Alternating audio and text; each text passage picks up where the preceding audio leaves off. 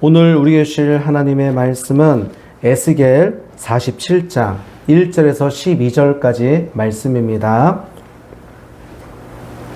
제가 한 절, 여러분이 한 절 교독하겠습니다.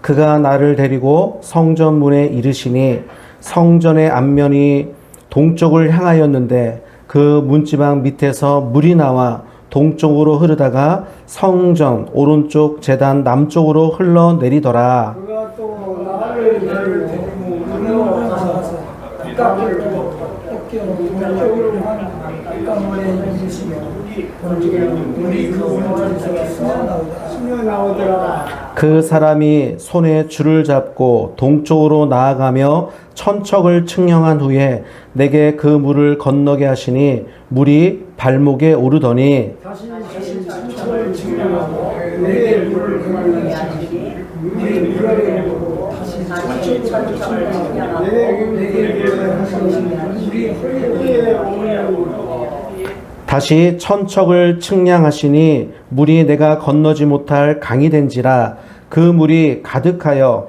헤엄칠 만한 물이요 사람이 능히 건너지 못할 강이더라.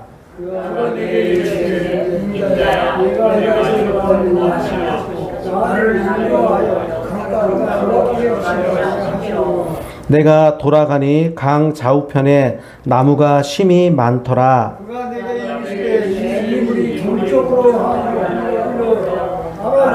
내려서 바다에 이르니 이 흘러내리는 물은 그 바다의 대사람이 아니라.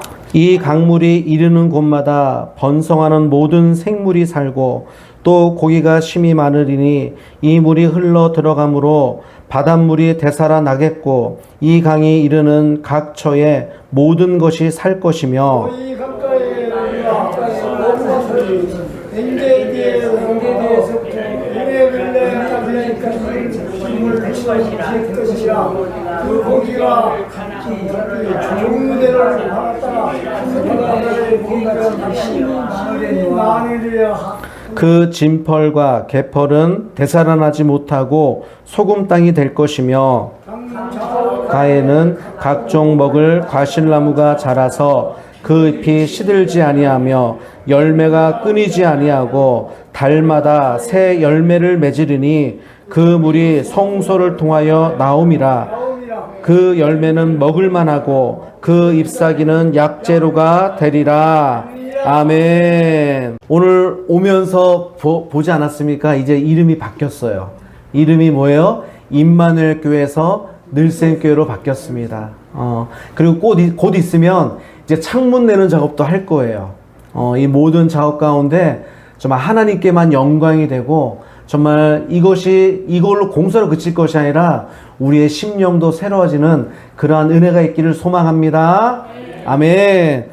오늘 우리는 정말 매우 특별한 시간을 지나고 있어요. 교회 이름이 임마누엘에서 늘샘교회로 바뀌는 그러한 순간입니다.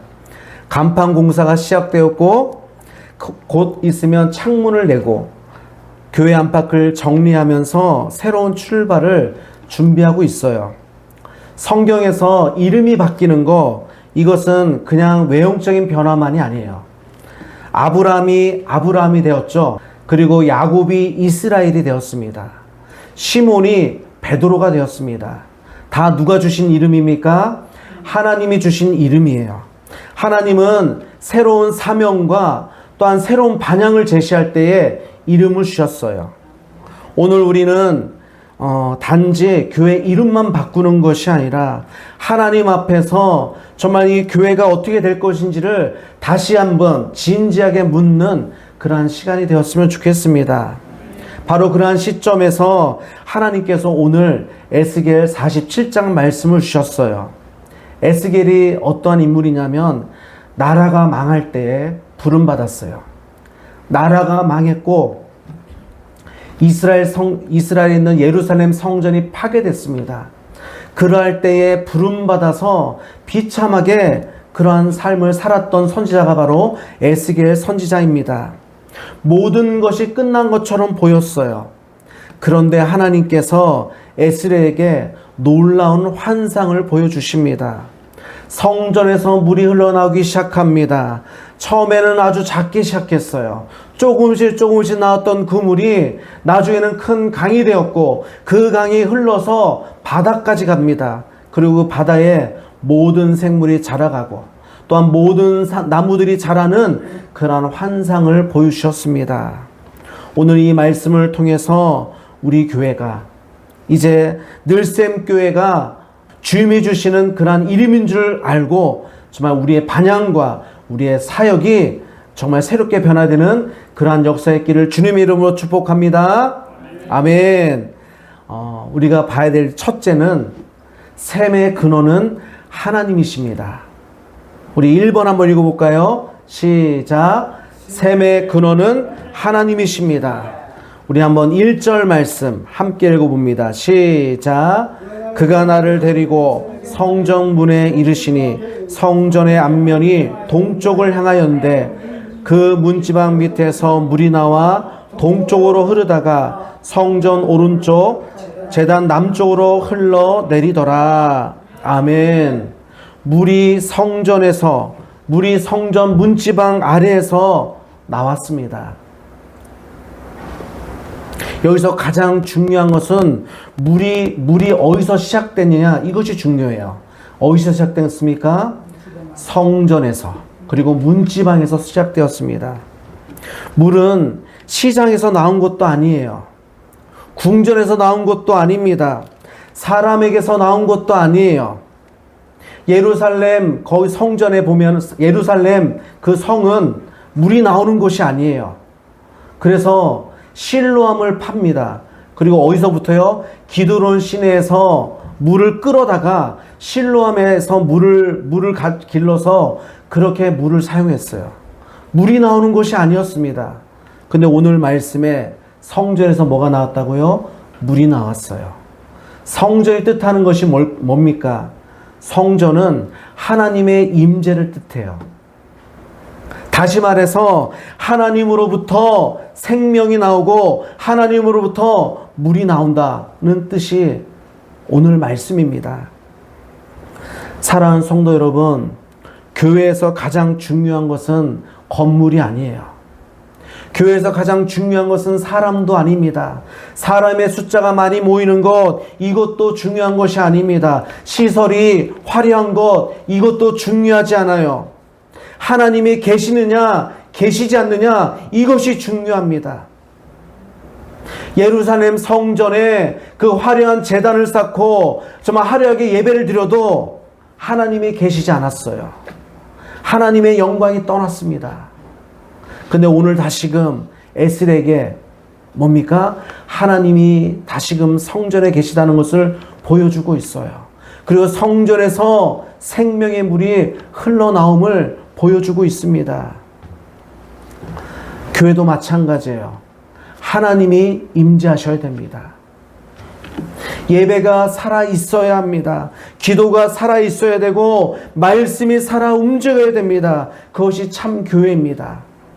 하나님의 임재가 사라지면 결국 교회는 메마르게 됩니다. 이번에 교회 이름이 뭘로 바뀌었어요? 늘샘교회. 한번 따라해 봅니다. 늘샘교회. 그래요. 참 은혜로운 이름입니다. 그런데 샘은 혼자 존재할 수 없어요. 근원이 있어야 흐르는 것이 샘입니다.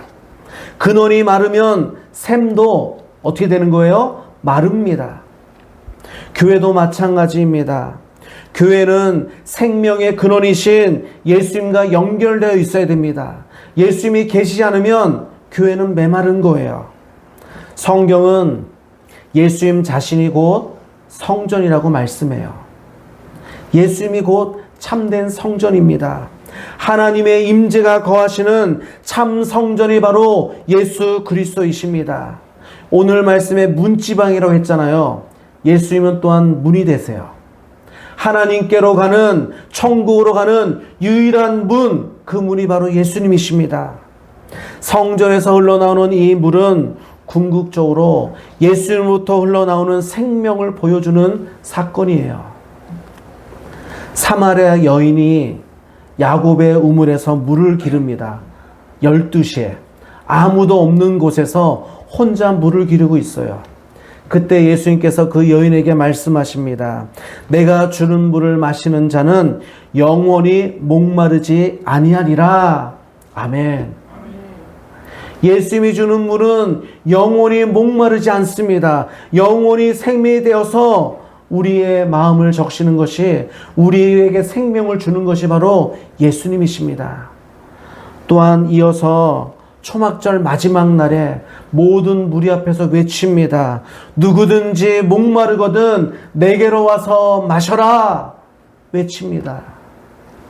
또한 이어서 말씀합니다. 나를 믿는 자는 그 배에서 생수의 강이 흘러나리라. 아멘. 예수 믿으시기 바랍니다. 예수 믿음으로 정말 우리 마음에 정말 샘솟는 강이 흘러 넘치기를 주님의 이름으로 축복합니다. 아멘. 예수님께서 십자가에서 죽으셨을 때도 물과 피를 쏟으셨어요. 물과 피. 초대교회는 이 장면을 보고 의학적인 현상으로만 보지 않았어요. 에스겔이 보여준 그 성전에서의 환상처럼, 성전에서 생명의 물이 흘러나온 것처럼 예수 그리스도의 그 십자가에서 생명의 물이 흘러나온 것으로 그렇게 생각했어요. 그렇게 보았습니다. 사랑하는 성도 여러분, 우리 교회 로고를 제가 만들었습니다. 한번 로고 한번 보여주시겠어요? 로고. 이게 로고예요. 가운데 뭐가 있습니까? 십자가가 있습니다. 왜 십자가예요? 예수님이 교회의 중심이 되기 때문이에요.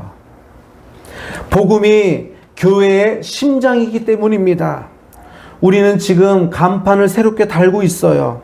그러나 중요한 것은 다시금 복음을 붙드는 거예요. 십자가를 붙드는 겁니다. 창문도 새롭게 내려고 합니다. 그러나 중요한 것은 빛 대신 주님이 우리 가운데 거해야 됩니다. 말씀이 육신이 되어 우리 가운데 거하심에, 그것이 바로 예수님이십니다. 사람은 외모를 보고 따져요. 외형을 바라봅니다. 그러나 하나님은 뭘 보십니까? 중심을 보십니다. 교회가 아무리 아름다워도 하나님의 임재가 없으면 껍데기에 불과한 거예요. 반대로 작은 교회라 할지라도 하나님의 은혜가 흐르고 하나님의 임재가 그 가운데 있다면 살아 움직이는 교회가 되는 겁니다.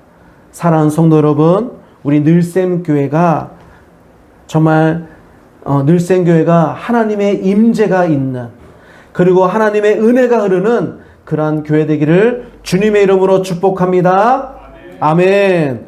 두 번째로, 성전에서 흐르는 물은 생명을 살립니다. 우리 2번 읽어봅니다. 시작. 생명을 살립니다. 아멘. 우리 9절 말씀 함께 읽어봅니다. 시작. 이 강물이 이르는 곳마다 번성하는 모든 생물이 살고 또 고기가 심히 많으리니 이 물이 흘러 들어가므로 바닷물이 되살아나겠고 이 강이 이르는 각처에 모든 것이 살 것이며. 아멘. 에스겔에 보여준 성전에서의 이 물은 성전에만 머물지 않았어요. 밖으로 흘러나갔습니다.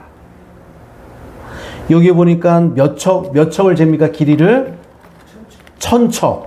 한 척이 몇 미터인지 아십니까? 한 척이 500m입니다. 500m. 그럼 1000척이면 500km. 그 길이가 생각보다 긴 거리예요. 그 길이를 재고서 처음에는 발목, 무릎, 그 다음에 허리, 그 다음에는 헤엄칠 만한 그런 강을 이뤘습니다. 그런데 이 물은 밖으로 흘러나가서 어디까지 가냐면 바닷물까지 가요. 아라바 바닷물은 다시 말해서 사해 바다예요. 사해의 뜻이 뭔지 아십니까? 죽은 바다. 죽은 바다예요. 죽음을 상징하는 곳에 물이 들어가니까 어떻게 되는 거예요? 생명이 살아납니다. 물고기가 살아나고 거기에는 모든 것이, 모든 생물이 다 살아나는 역사가 일어났어요. 인간 역시 죄로 말미암아 영적으로 죽었어요. 에베소서 2장 보니까 허물과 죄로 죽었던 너희를 살리셨도다 말씀해요. 모든 인간은 허물과 죄 때문에 죽었어요. 근데 예수님께서 예수님의 그 복음으로 말미암아 어떻게 해요? 다시금 살아났다는 사실입니다. 우리는 스스로 살아날 수 없는 존재예요. 죄와 허물 때문에, 또한 죄와 그러한 상처 때문에 절망 속에서 우리는 늘 메말라 있습니다. 그러나 예수님은 그 죽은 영혼을 다시금 살리십니다. 에스겔에게 죽은 바다를 살렸듯이 예수님의 그 은혜와 예수님의 그 복음이 가장 절망적인 사람들에게 새 생명을 주십니다. 고린도후서 5장 17절에 말씀합니다. 그런즉 누구든지 그리스도 안에 있으면 새로운 피조물이라. 이전 것은 지나갔으니 보라 새 것이 되었도다. 아멘. 예수님은 상한 마음을 다시금 회복시키십니다. 무너진 인생을 다시금 일으키신 분이 바로 예수님이십니다. 절망 가운데 있는 사람에게 다시금 소망을 주시는 분도 예수님이세요. 그래서 교회는 생명이 흘러나가야 돼요. 복음이 흘러가야 돼요. 교회는 안에서만 머무는 공동체가 아닙니다. 생명이 밖으로 흘러나가야 돼요. 어디까지요? 땅끝까지. 지친 사람이 이 교회에 와서 힘을 얻는 곳이 되어야 됩니다. 상처 입은 사람이 와서 회복하는 은혜가 있게 하여, 이 은혜가 있는 곳, 그것이 늘생교회였으면 좋겠어요. 기도가 막힌 사람이 다시금 살아나는 곳, 우리 주변에 얼마나 메마른 영혼들이 많은지 몰라요. 외로운 노인들이 많이 있습니다.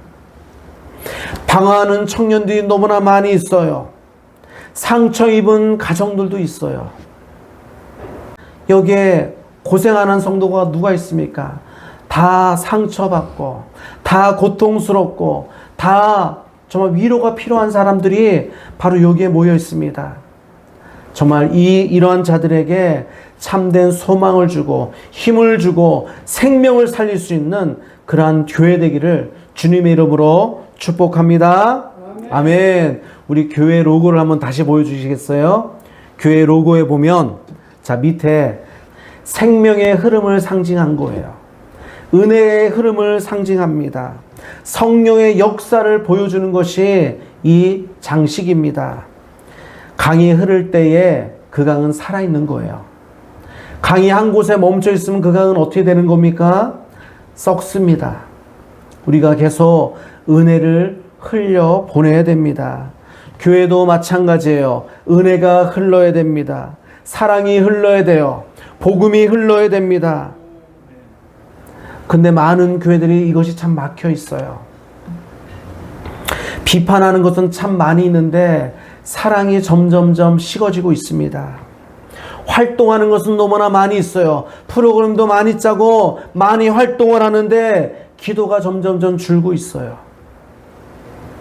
일은 많은데 은혜가 메마르고 있습니다. 근데 하나님은 우리 교회가, 이 늘생교회가 은혜가 흐르는 교회 되기를 소망합니다. 끊임없이 은혜가 흐르는 교회, 생명이 흐르는 교회, 성령의 역사가 흐르는 교회, 복음이 흐르는 그러한 교회가 되기를 하나님이 원하십니다. 그래서 하나님께서 우리 교회에게 뭘 붙여주셨어요? 늘샘교회라는 이름을 주셨습니다. 우리 교회를 통해서 메마른 영혼들이 살아나고 지친 마음들이 회복되고 복음의 생명이 정말 이 지역 가운데 흘러가기를 주님의 이름으로 축복합니다. 아멘. 자, 마지막으로 성전에서 흐르는 물이 생명을 자라가게 해요. 다 3번 읽어봅니다. 시작. 생명을 자라게 하십니다. 생명을 자라게 해요. 우리 12절 말씀 함께 읽어봅니다. 시작. 강 좌우가에 각종 먹을 과일나무가 자라서 그 잎이 시들지 아니하며 열매가 끊이지 아니하고 달마다 새 열매를 맺으리니 그 물이 성소를 통하여 나옴이라. 그 열매는 먹을 만하고 그 잎사귀는 약재료가 되리라. 아멘. 처음에 성전에서 흐르는 물은 작은 물줄기였어요. 그런데 결국 그것이 강을 이루고 그곳을 지나는 곳마다 나무가 자라가는 역사가 일어납니다. 과일나무가 자랐다 얘기해요. 열매가 끊이지 않는다라고 말씀합니다. 새 열매를 달마다 맺는다고 말씀해요. 하나님은 단지 죽은 것을 살리는 분이 아니에요. 살아난 생명이 자라나게끔 하시는 분도 하나님이십니다. 우리 교회 로고에도 뭐가 있냐면 새싹이 있어요. 새싹. 왜 새싹입니까? 새싹은 생명을 의미합니다. 새 생명을 의미해요. 회복을 의미하는 것이 새싹입니다. 성장을 의미합니다. 그리고 다음 세대를 의미하는 것이 새싹이에요. 새싹은 작죠. 그리고 연약합니다. 잘못 건드리면 꺾일 것 같은 것이 새싹이에요. 근데 새싹에는 뭐가 있어요? 생명이 있습니다. 하나님은 이 작은 새싹을 크게 자라게 하시는 분이에요.